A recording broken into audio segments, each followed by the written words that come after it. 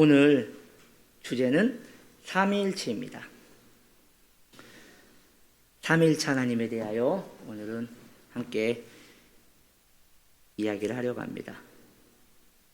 이 주제, 삼위일체라는 주제는 너무 방대해서 평생을 다루어도 우리가 다 할 수 없는 내용입니다. 그래서 오늘 우리는 앞으로도 자주 다루기를 소망하지만 오늘은 대략 개념만 이해하자는 뜻에서 오늘 이 기독교 강요 부분을 다룹니다. 먼저 칼빈만큼 삼위일체에 대하여 관심을 가진 사람도 없습니다. 그의 일생에 져서 기독교 강요 전체 목록을 보면 크게 성부, 성자, 성령의 챕터로 만들어놨습니다. 그러니까 그 책을 쓸 때부터 삼위일체 하나님께 영광을 돌리면서 책을 시작했다는 것을 알 수 있고, 삼위일체 하나님의 부분으로 이렇게 책을 저술했음을 알 수 있습니다. 그러니까 큰 근간을 삼위일체로 두고 책을 기록했다는 것이죠. 그래서 그만큼 칼빈도 삼위일체에 대하여 신중하게 생각하고 자주 언급하려 했다는 것이죠. 사실 저를 비롯해서 참 부끄러운 것은 많은 목회자들이 강단에서 삼위일체에 대한 설교를 자주 하지 않는다는 것이에요. 왜냐? 매우 난해하고, 그리고 실제적으로 우리 삶에 적용하여 말씀을 나누기가 매우 어렵기 때문에 삼위일체에 대한 말씀을 자주 나누지 못한다는 것이 오늘날 강단에 참으로 연약함이라 할 수 있습니다. 할 수 있으면 강단에서는 삼위일체 하나님에 대하여 찬양하고, 삼위일체 하나님에 대하여 말씀을 전하고, 삼위일체 하나님에 대하여 종종 언급이 되어져야 한다는 것이죠. 그래서 사실 삼위일체 주일이 있습니다. 그런데 깨어있는 교회는 그나마 그 주일은 삼위일체에 대한 설교를 합니다. 근데 대부분은 삼위일체에 대하여 말씀을 전하기가 매우 어렵다는 것이죠.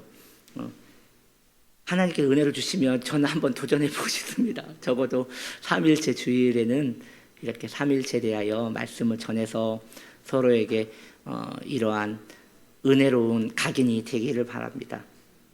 우리가 알다시피 성경에는 삼위일체라는 말이 나오지 않습니다. 삼위일체라는 단어가 나오지 않아요.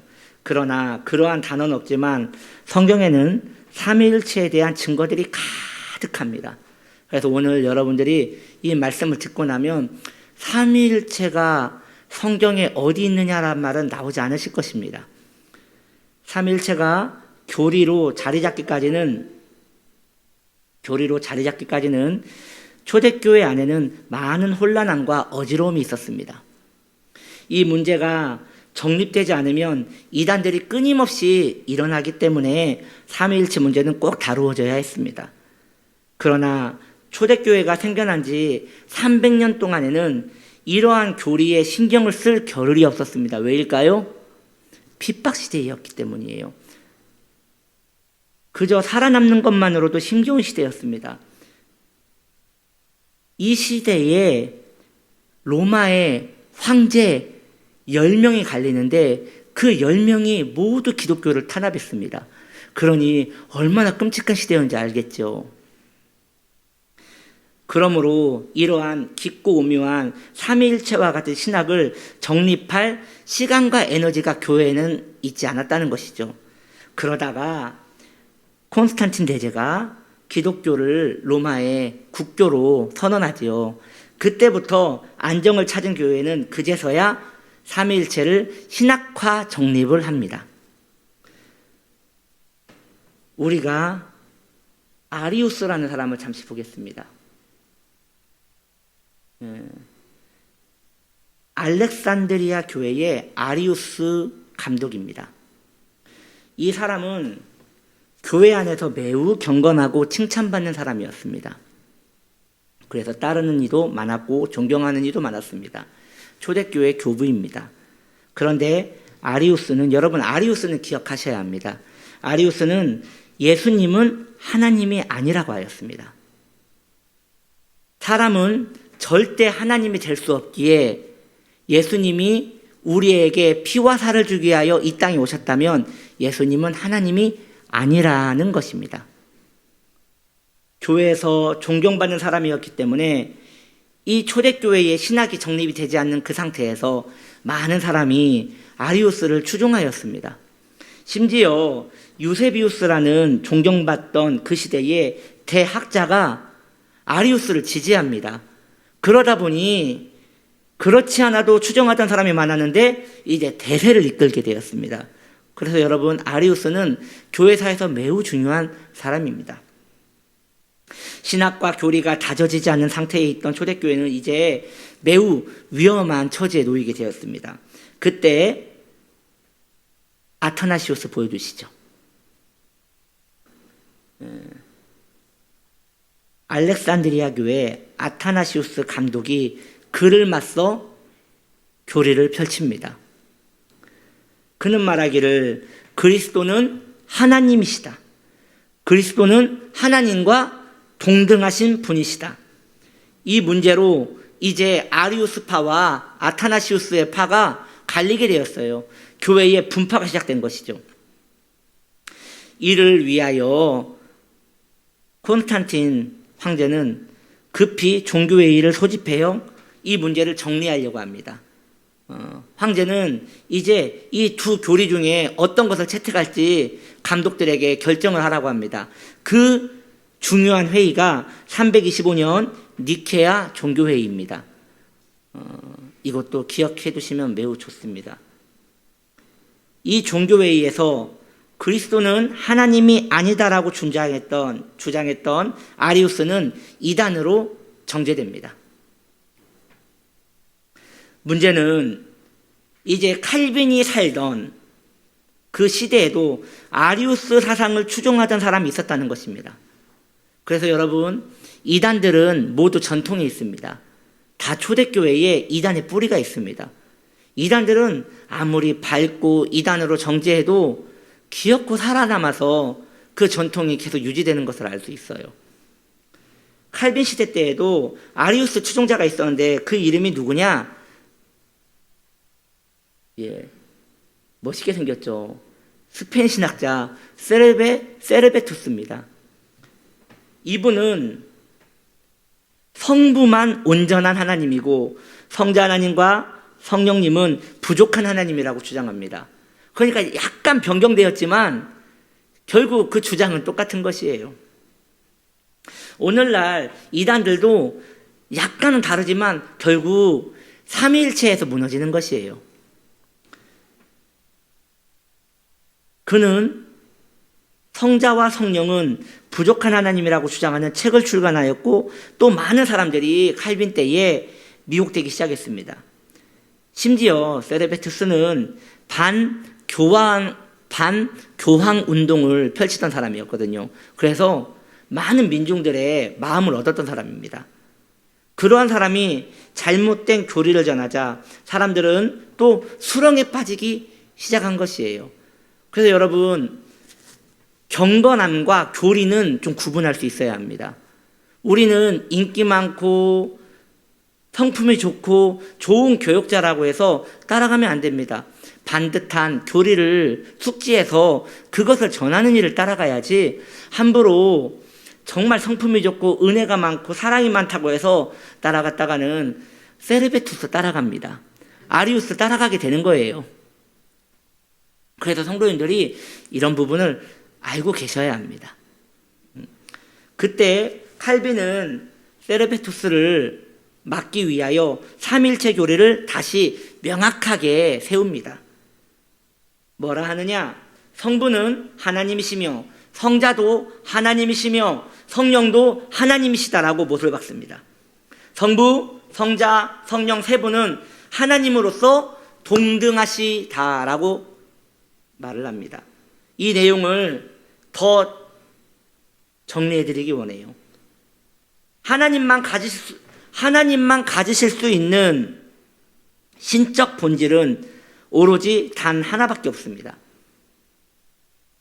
그러나 이 유일한 신적 본질을 가지신 분이 세 분이라는 것이에요. 이게 삼위일체입니다. 다시 말씀드릴게요. 하나님만 가지실 수 있는 본질, 하나님만 가질 수 있는 그 신적 본질은 온 인류의, 온 우주를 통틀어서 하나밖에 없습니다. 그런데 그 하나를 가지신 분이 세 분이라는 거예요. 그게 삼위일체입니다. 어렵죠? 그래서 삼위일체는 인간이 이해할 수 없는 거예요. 그러나 대략적 개념을 이해하고 있으면 여러분들이 미혹되지 않고 더 탄탄한 기독교의 진리에 설 수 있다는 것이죠. 신적 본질은 하나이지만 신적 본질의 소유자는 셋이라는 것입니다. 다시요. 신적 본질은 하나지만 신적 본질의 소유자는 셋이라는 것이에요. 이게 오늘 말씀의 핵심이기 때문에 한번 따라합시다. 신적 본질은 하나지만 신적 본질의 소유자는 셋이다. 이게 삼위일체예요. 이것을 여러분 시간 되실 때 계속 한번 암송하듯이 반복하여 이렇게 기도하듯 숙지하시면 하나님께서 삼위일체에 대한 지혜를 더 부어주실 거라 믿습니다. 성부, 성자, 성령은 그러므로 동등하십니다. 동시에 성부, 성자, 성령님은 서로 구별되십니다. 동등하신데 구별되시는 거예요. 성경은 그리스도가 성부 하나님과 동등한 하나님이심을 증거합니다. 히브리서 1장 2절에 이렇게 말씀하고 있습니다. 이 모든 날 마지막에는 아들을 통하여 우리에게 말씀하셨으니 이 아들을 만유의 상속자로 세우시고 또 그로 말미암아 모든 세계를 지으셨느니라. 모든 세계를 지으셨느니라. 창조자십니다. 아들은 창조자십니다. 성경은 예수님을 창조자라고 증거하십니다. 즉 동등한 하나님이라는 것이죠. 이사야 9장 6절은 이렇게 말씀하십니다. 우리가 잘 아는 말씀이죠. 이는 한 아기가 우리에게 낳고 한 아들을 우리에게 주신 바 되었는데 그의 어깨에는 정사를 메었고 그의 이름은 기묘자라 모사라 전능하신 뭐라고요? 전능하신 하나님이라 영존하시는 아버지라 평강의 왕이라 할 것임이라. 이게 바로 예수님에 대한 호칭이라는 것이죠. 예수님의 호칭은 하나님이시고 아버지십니다. 성경은 성부에게 돌릴 영광을 성자에게도 동일하게 돌리고 있음을 알 수 있는 것이지요. 동등한 하나님이시기 때문입니다. 이와 마찬가지로 성경은 성령님도 하나님으로 증거합니다. 창세기 1장 2절은 이렇게 말씀하고 있습니다. 땅이 혼돈하고 공허하며 흑암이 깊음 위에 있고 하나님의 영은 수면 위에 운행하시니라. 이것은 성령님이 창조자라는 걸 의미합니다. 성령님은 창조자이십니다. 동등한 하나님이십니다. 또 다른 말씀에서는 이렇게 말씀하십니다. 요한복음 3장 5절입니다. 예수께서 대답하시되 진실로 진실로 내게 이르노니 사람이 물과 성령으로 나지 아니하면 하나님의 나라에 들어갈 수 없느니라.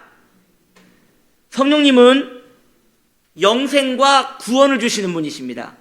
영생과 구원을 주시는 분은 하나님밖에 없습니다. 그러므로 성령님은 하나님과 동일하십니다. 성령님의 뜻이 하나님의 뜻입니다. 성령님을 속이는 것은 하나님을 속이는 것입니다. 이것이 우리 기독교가 믿는 삼위일체 교리인 거예요. 요한복음 14장 10절은 이렇게 말합니다. 내가 아버지 안에 거하고 아버지는 내 안에 계신 것을 내가 믿지 아니하느냐. 내가 너희에게 이르는 말은 스스로 하는 것이 아니라 아버지께서 내 안에 계셔서 그의 일을 하시는 것이라. 이건 좀 중요하기 때문에 여러분들에게 한 두어 번 반복하여 말씀드리기 원합니다.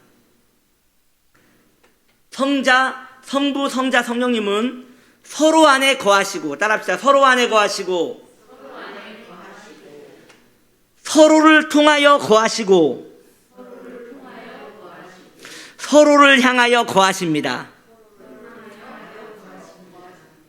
그 말이 그 말인 것 같은데 매우 중요한 말입니다. 다시 말씀드릴게요. 성부, 성자, 성령님은 여러분 다시 따라해 주세요. 서로 안에 거하시고, 자, 좀 음미해 보세요. 서로 안에 거하신다. 서로 안에 거하신다. 그 다음이요. 서로를 통하여 거하시고, 예, 음미해 보세요. 서로를 통하여 거하시고, 서로를 통하여 거하시고, 서로를 통하여. 그러니까 독립적으로 일을 안 하시는 거예요. 꼭 통하여 일하시는 거예요. 마지막으로 서로를 향하여 거하십니다. 예, 또 음미해 보세요. 서로를 향하여 거하신다. 즉 방향성이죠. 방향성이죠. 성부 하나님은 성자 하나님께 영광을 돌리고, 성자 하나님은 성령 하나님께 영광을 돌리고, 성령 하나님은 성부 하나님께 영광을 향하여 돌리는 것이죠. 여러분, 삼위일체 너무 아름답지 않습니까? 그래서 하나님은 당신이 그러했던 것처럼 우리도 그렇게 살기를 원하시는 거예요. 삼위일체가 가장 명확하게 나와 있는 본문은 전 이거라고 생각합니다. 우리가 자주 듣는 이야기예요. 고린도전서 13장 13절입니다. 이것은 여러분이 다 같이 한번 했으면 좋겠습니다. 함께 해볼까요? 주 예수 그리스도의 은혜와 하나님의 사랑과 성령의 교통하심이 너희 무리와 함께 있을지어다. 뭐예요? 이게 뭔가요? 아니요, 많이 들어보지 않았어요? 축도예요.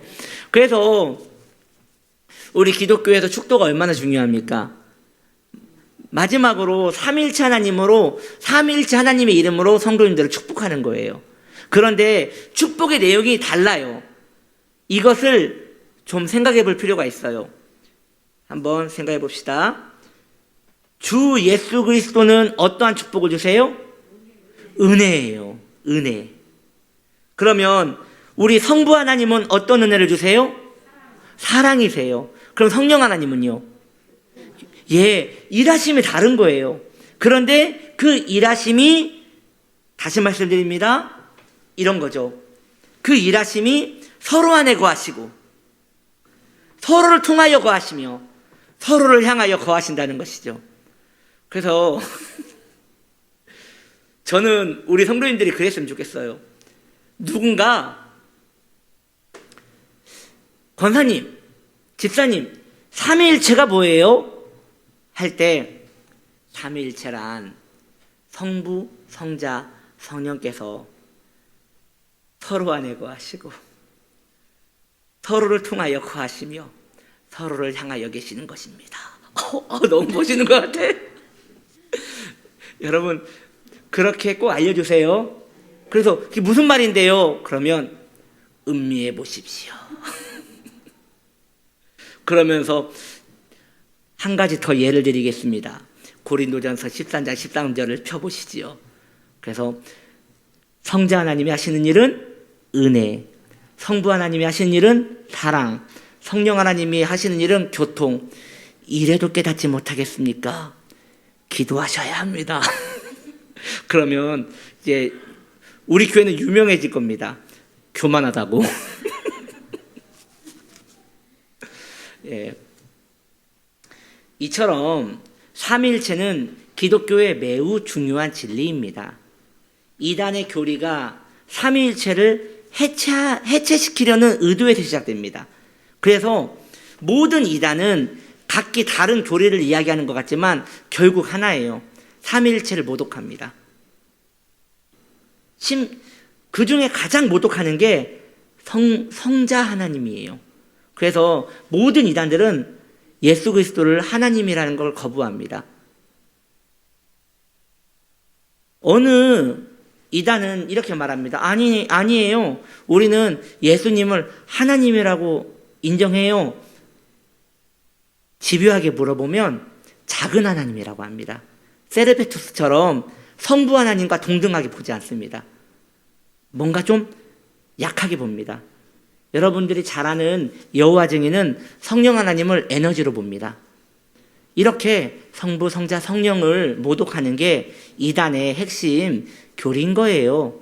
그래서 여러분들이 삼위일체에 대한 숭고한 정신이 있으면 이단에 넘어갈 수가 없는 거예요. 왜냐? 이단에 결국은 삼위일체를 해체시키려는 거기 때문일 것이죠. 삼위일체에 대한 확고한 신념이 우리 성도님들에게 있기를 소망합니다. 우리가 믿는 하나님은, 제가 이제 여러분, 우리가 믿는 하나님은 어떤 분이십니까? 라고 하면 삼위일체 하나님입니다 라고 말씀하세요. 사랑하는 성도님들이요, 우리가 믿는 하나님은 어떤 하나님입니까? 아멘. 기도합시다.